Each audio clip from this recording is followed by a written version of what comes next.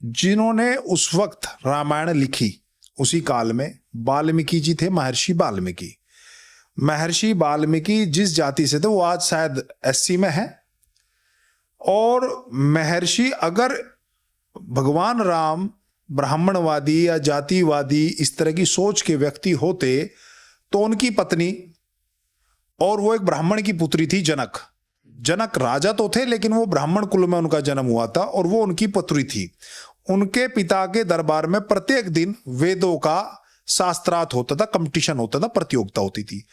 जब उनके पति के बीच उनके कारण कोई विवाद हुआ तो वो वाल्मीकि आश्रम में रही। ये आपको जानकारी होगी पत्रकार महोदय जी। लंबे टाइम वहीं पर रही और अपने दोनों बेटों को उन्होंने वहीं पर जन्म दिया। तो अगर इस तरह का कोई मामला होता, छुआछूत का मामला होता, तो वाल्मीकि से इतनी घनिष्ठता क्यों होती महर्षि वाल्मीकि से? जब भगवान राम वनवास जब उन्हें हुआ और वो नदी पार करने लगे तो किसकी नाव में बैठे पत्रकार महोदय? निषाद की बैठे, निषाद राज की नाव में बैठे और उन्होंने उनके चरण छुए, राम ने उनका आभार माना, उनकी नाव में बैठे।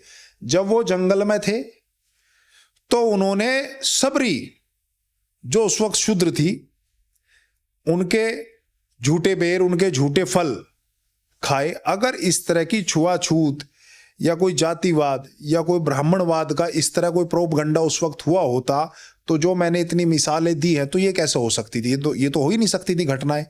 ये जो बात लोग बाग ठाते हैं, ये बीच में कहीं ना कहीं इन पुस्तकों के साथ छेड़खानी हुई है। ये बाद में ऐड हुए हैं जातियों को वैमनस्य बढ़ाने के लिए कि देखिए उस वक्त किस तरह का माहौल खराब किया गया। इन किताबों को हमारे कहीं ना कहीं जो हमारी सनातनी पौराणिक कथाएं हैं उनसे छेड़खानी हुई है। मैं दूसरी बात और बताता हूं, अगर ब्राह्मणवाद था तो रावण तो ब्राह्मण थे, तो जितने भी उस वक्त ब्राह्मण ऋषि थे सब राम को ही, श्री राम को ही तो आशीर्वाद दिया। दिव्य अस्त्र हो चाहे कोई भी अस्त्र हो, आपने देखा होगा, पढ़ा भी होगा, किसी ने रावण का साथ दिया था क्या? सबने राम का साथ दिया।